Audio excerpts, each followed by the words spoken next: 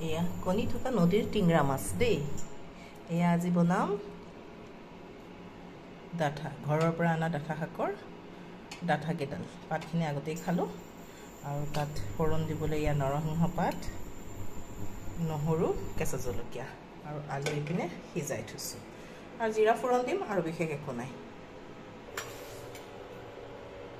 টিংৰা মাছকেইটা এয়া অকণমান ভাজি লওঁ সয়াবিন অইলতে বনালোঁ মিঠাতেল শেষ মাছখিনি ইয়াত আধা ভজা কৰি উলিয়াই থ'ম আৰু এই মাছ ভজা তেলতেই মই জিৰা কেইটামান ফোৰণ দিলোঁ জিৰাটোৰ গোন্ধ ওলাওঁতেই নহৰু কেইটাও দিলোঁ থেতা দিয়াই লৈছিলোঁ নহৰু ইয়াত পিঁয়াজ নিদিওঁ মই আৰু এটা কেঁচা জলকীয়া তেলতেই দিলোঁ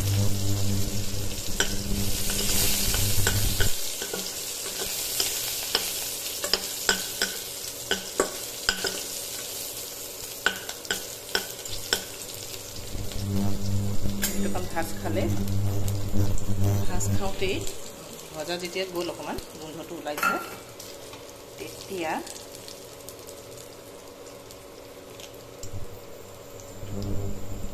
নৰসিংহ পাতকেইটা যে থৈছিলোঁ সেইকেইটা দি পাৰিলে সকলোতে নৰসিংহ দি খাব লাগে কাৰণ এক্সট্ৰা কৰি খোৱা নহয় চুবাই খোৱাটো ভাল নালাগে খাবলৈ চুলি পেট ছাল সকলোৰে কাৰণে যিহেতু ভালেই তাৰপিছত এইখিনি কেঁচাই আছিলে কাৰণে এইখিনি দি দিলোঁ আলুখিনি মই সিদ্ধ কৰি লোৱা আছে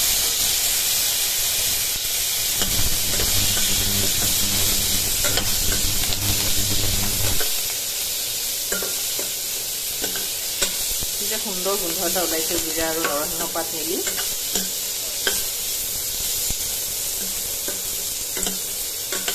মইতো খাবৰ কাৰণে জীয়াই থকা নাই আৰু জীয়াই থকাৰ কাৰণেহে খাওঁ সেইটো কাৰণে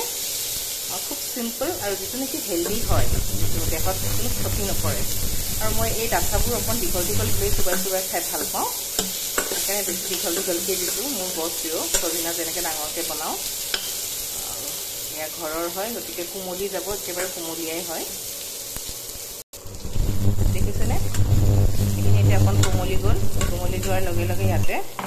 মই আন্দাজ মতে নিমখ দিম কাৰণ আলু সিজোৱাত মই নিমখ দিছোঁৱেই আৰু মই খুবেই কম নিমখ আৰু হালধি ব্যৱহাৰ কৰোঁ কিয় জানো বেছি হালধি হ'লেও ভাল নালাগে বেছি নিমখ হ'লেতো খাবই নোৱাৰোঁ আৰু ইয়াতে অকণমান হালধি এলেহুৱা মানুহ দেই মই বটলত ভৰাবলৈ মানে সময় হোৱা নাই আৰু দেই লৰাই দিলোঁ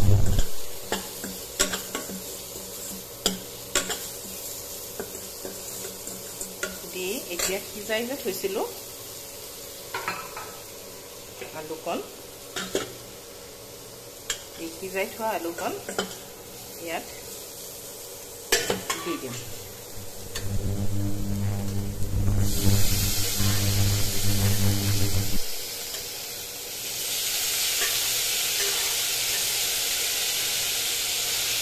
যিহেতু মই আলুখিনি কাটি পানীত তিয়াই থৈছিলোঁ গতিকে মই এই আলু সিজোৱা পানীকণো ইয়াতে দি দিম আৰু এক্সট্ৰাকৈ গৰম পানী নকৰিলেও চলি যায় ৰংটো আহিবলৈ লৈছে আৰু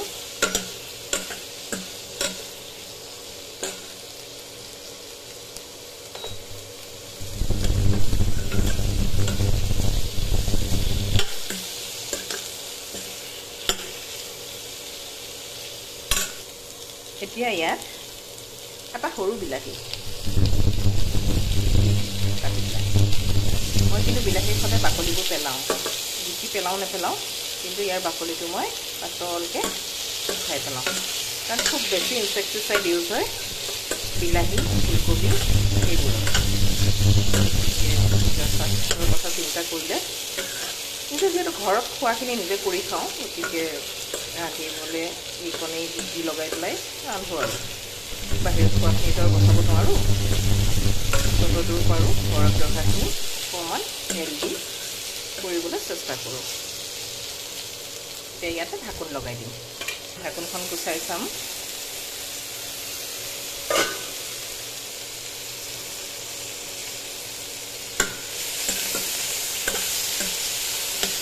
ডাঠাবোৰ সিজিছে নে নাই এবাৰ চাই লওঁ চেক কৰি চাওঁ সিজিছে বিলাহী সিজিবলৈ লৈছে আৰু পানী দিবলৈ আছে এই সময়তে মই ইয়াতে মছলা হিচাপে বিশেষ একো নাই এচিকুট মেথি গুড়া দি দিলোঁ আৰু এচিকুট মানে সোৱাদ অনুযায়ী বহুত বেছি মছলা যিহেতু নাখাওঁ জিৰা গুড়ি অকণ দিলোঁ দি পেলাই ইয়াক সুন্দৰভাৱে লৰাই ল'ম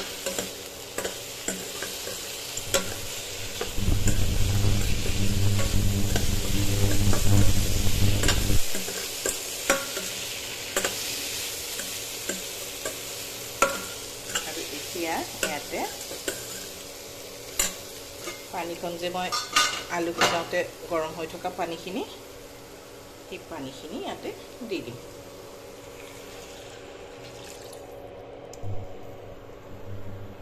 আৰু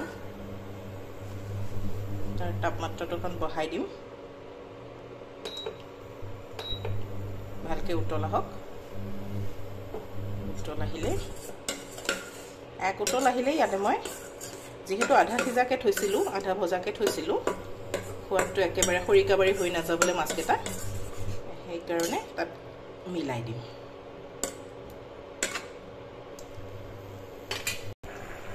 এয়া দেখিছেনে ঢাকোন গুচাই চালোঁ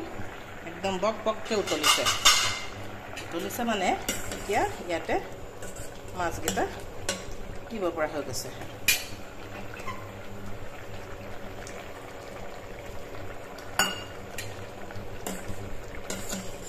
মাছকেইটা দি আকৌ অলপ সময়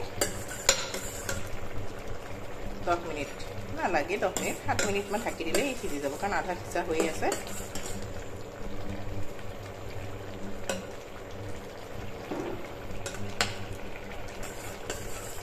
এইদৰে পাতল জোল ৰান্ধি খাবচোন শিঙৰা মাছ